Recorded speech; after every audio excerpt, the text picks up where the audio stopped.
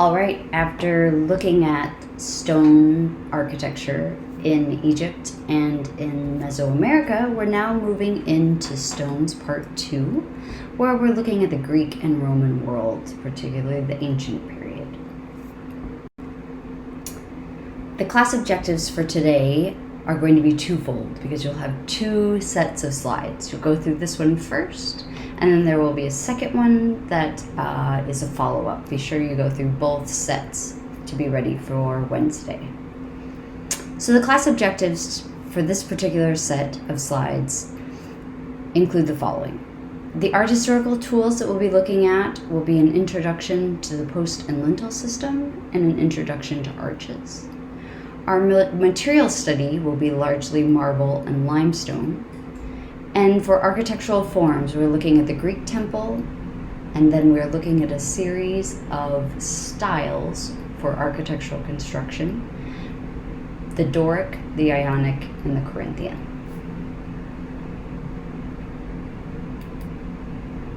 Let's begin with an introduction to the post and lintel systems. First, we're looking at Stonehenge. It is one of the most famous post and lintel constructions for all sorts of reasons. First, people have been flabbergasted over time as to how ancient peoples could have arranged these very heavy stones in this particular circular arrangement. Second, how did they get those lintels, or those large horizontal stone beams, up on top of the large posts? We're not going to answer that question today, but we are looking particularly at Stonehenge as a very early archetype of the post and lintel system. And that's for clear reasons. Here on the left, you see 2 posts. These are the vertical pieces of this architectural system, and 1 lintel, the horizontal beam that spans from one post to the other. If you look at the picture in the upper right, I've got it detailed for you which parts of the posts and which parts are the lintels. While Stonehenge is a very simple and clean look at post and lintel, this type of architectural system carries over into ancient Greek and Roman architecture, and it is still a primary engineering system used in contemporary architecture.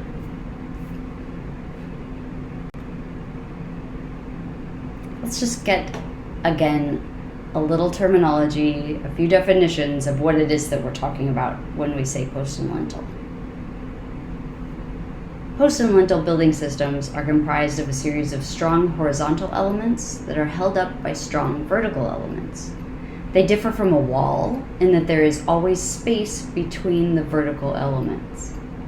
Just think about that for a second. If one of those posts, for example, spanned the entirety of the lintel, we would call that a wall rather than a post. Okay. Post and lintel systems are usually used to create a roof over a given space. The terms columns, pillars, and posts are often used interchangeably.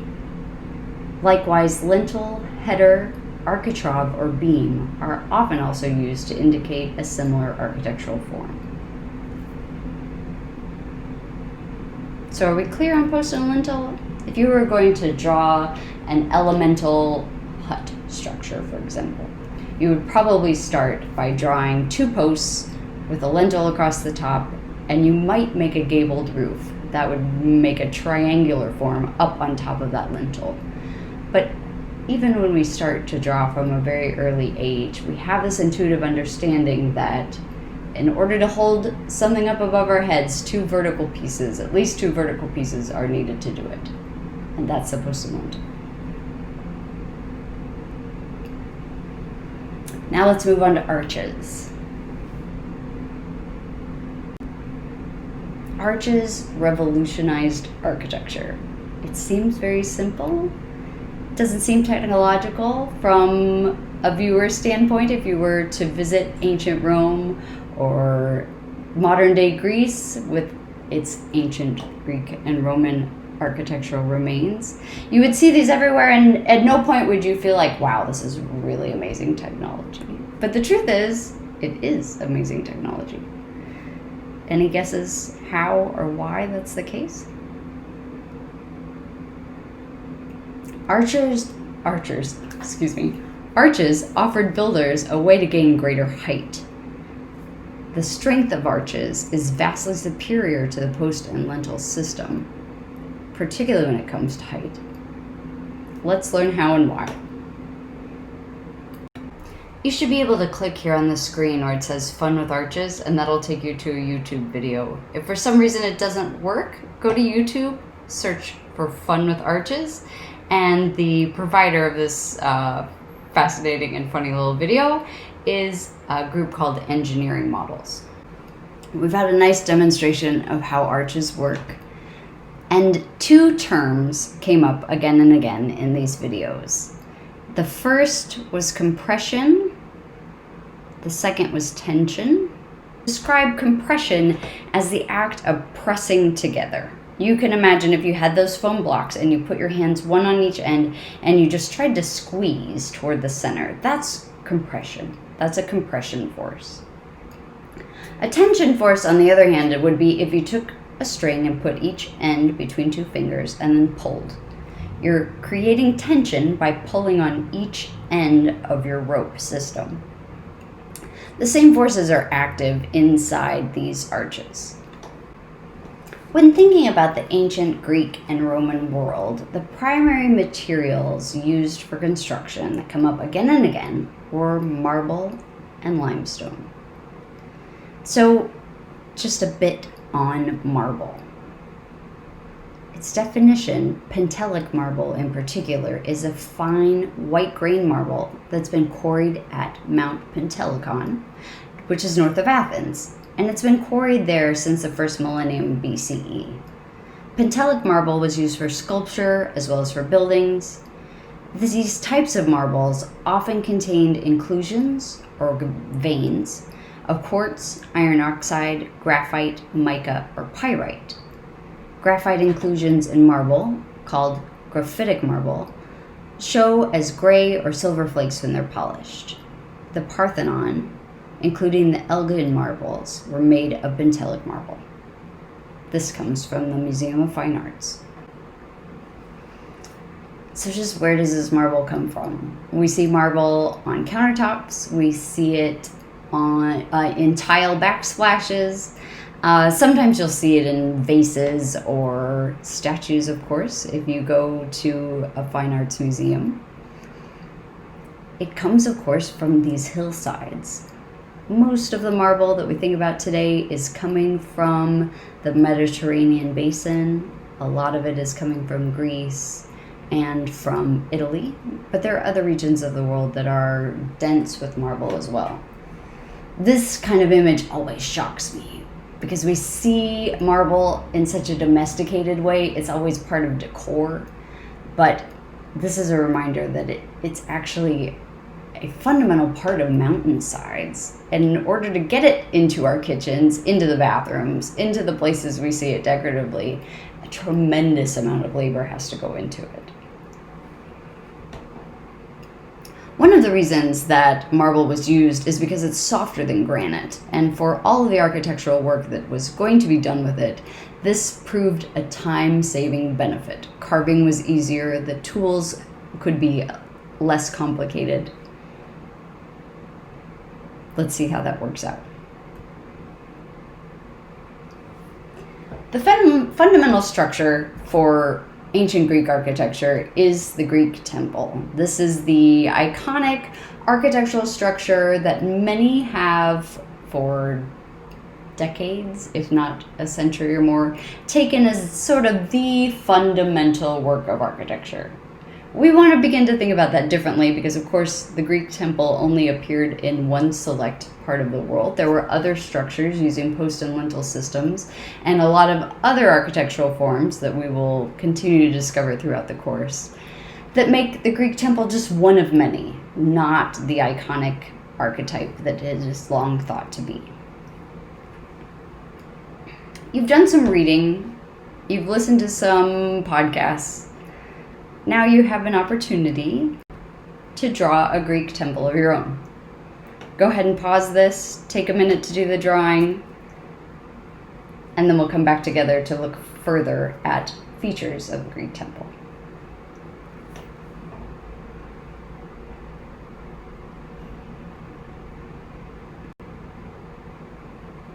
One way to draw a Greek temple would be to draw a plan. In the image here, I have a series of plans for Greek temples, each one equally as valid as the next.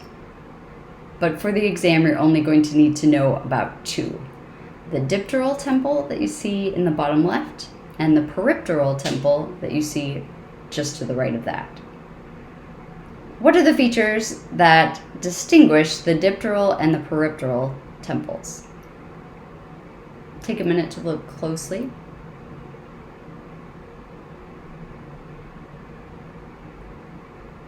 The primary difference, of course, is in the number or the layering of the colonnade. We're looking at plans. We did this just briefly the other day, but what we know from plans is when we see these sort of dark black dots, we're looking at some sort of post. In this case, that type of post is a column.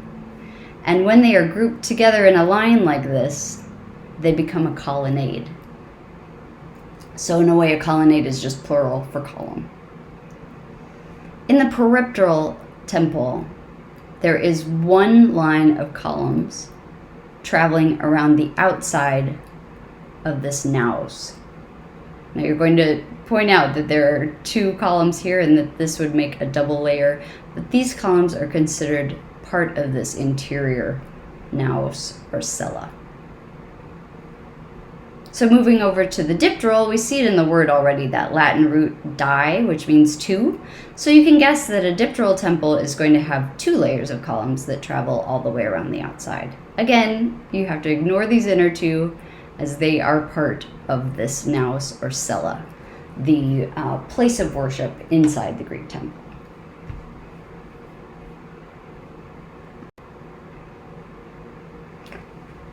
Outside of the Greek temple, there are other places where colonnades, which are built out of the post and lintel system, there are more places than one that they show up. So a stoa, as we see here, is another example of how these post and lintel colonnades appear in Greek architecture.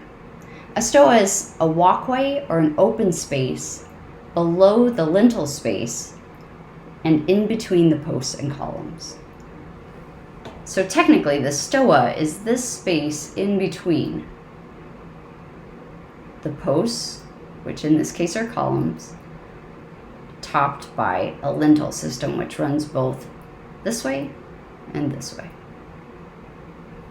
This sort of structure, if you saw it in plan, you would begin to know that it's a marketplace. Whenever there is a colonnade or series of columns that runs right down the middle of a space, you can assume that this is for a market. People would have set up their stalls underneath the columns over here to the side, and there would have been walkways right down the middle for you to see their goods. This still happens at farmers markets.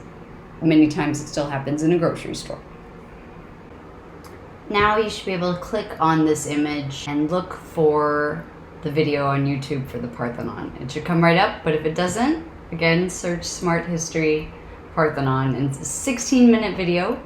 As you listen, write down each of the times that the duo who are narrating this video describe an architectural system or an architectural technique embedded in the architecture of the Parthenon. All right, we have now looked at the plan of a Greek temple. You have learned some techniques in Greek temple building, particularly the astute architectural knowledge that was used to give the appearance of symmetry, perfection, and also visible weight to the front of the temples themselves. Now it's time to draw a Greek temple in plan, elevation, and section. You can pause this while you do it. what you need to know for the exam are most of the following terms. So I'm going to walk them through with you. We have over here, of course, a column. You'll need to know about the abacus at the top, which is the joinery, basically, where the column comes together with the architrave, where the post, in other words, comes together with the lintel. You'll want to know what an entablature is. The entablature encompasses both the frieze, which is this level with metopes and triglyphs, and the architrave. And you'll need to know what the pediment is. The pediment is this entire triangular shape. And it includes the tympanum, which is this inner triangular shape where generally you would find more elaborate carving. You don't need to know about the cornice. You'll need to be able to identify a naos and plan, but don't worry about the peristyle.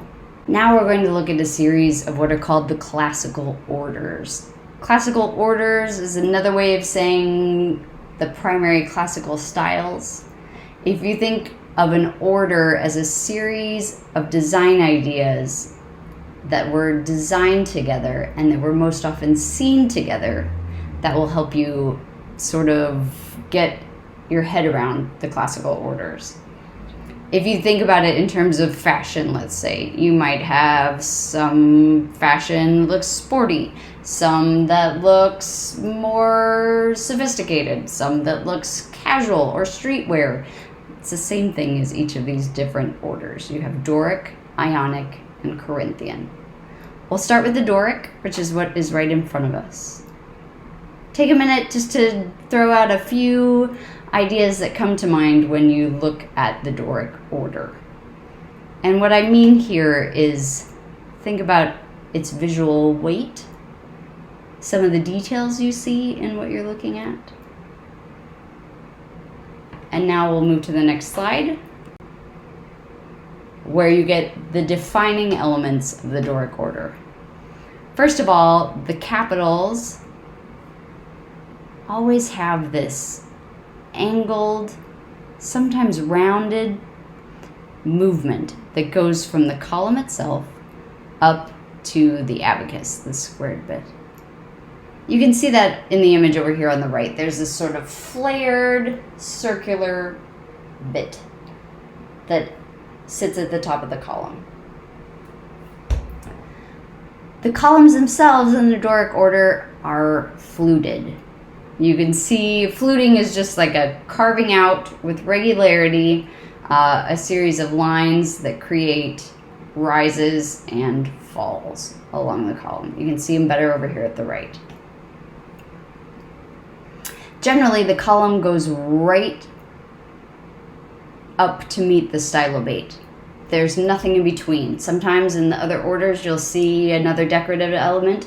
In the Doric order, the column sits right on top of the stylobate, or that ground floor level. Triglyphs are generally going to reflect this fluting again, and you're going to see a series of triglyphs and metopes. But the main thing that I'm going to want to know from you about the Doric order relates to the columns, how they meet the stylobate, and how they meet the architrave.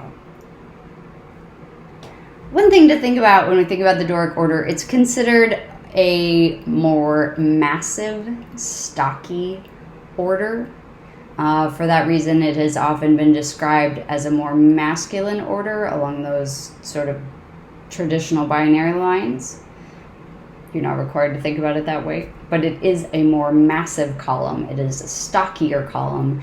And with the entasis that we just heard described in the video, which is this bulging out here in the center, the Doric order is doing its best to show you its bulkiness, its weightiness, its sturdiness, its enduring quality over time. Okay. On to the Ionic order. Now just take a minute between the last images and this one. What are the differences?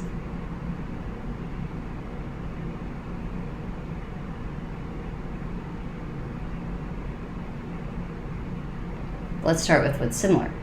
The Ionic order and the Doric order both have fluted columns. There is a decorative element between the column and the architrave. This time, it's not just a simple flared circular piece. As you can see in the graphic on the left, the scrolls, otherwise known as volutes or volutes, however you want to say it, are the defining piece that joins the column to that lintel structure, technically the name is the architrave, directly above it. Other standout characteristics of the Ionic order. The flutes, if you follow them down all the way to the base of the column, we have a defined, almost multi-tiered base that connects this column to the stylobate below. All of these add just a little more detail, a little more finesse to what we saw in the Doric order. Finally, the Corinthian order.